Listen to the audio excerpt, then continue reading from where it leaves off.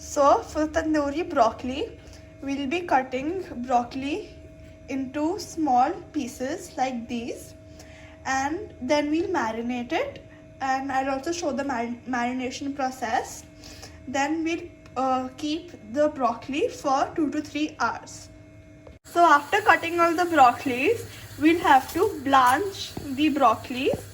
So while blanching, we'll have to add half a teaspoon of salt. We'll have to boil it on high flame.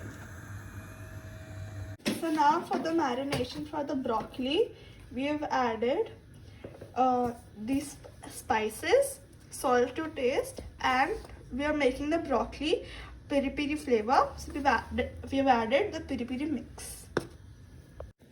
In this mix too, we'll be adding hung curd and olive oil, which we've already done. So today we'll also be making tandoori mushroom. So for the tandoori mushroom, we'll have to blanch the mushrooms too with 1 or half a teaspoon of salt.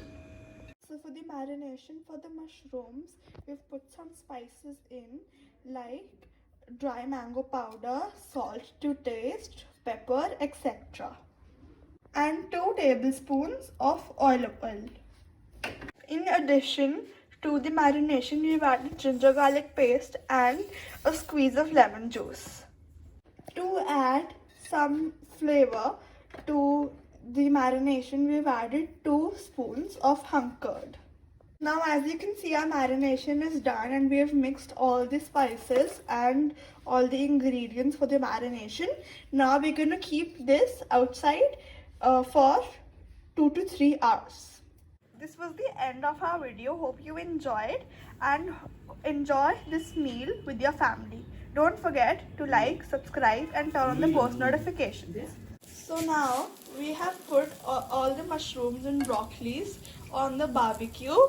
First we had greased the grill and then we are waiting for them to cook.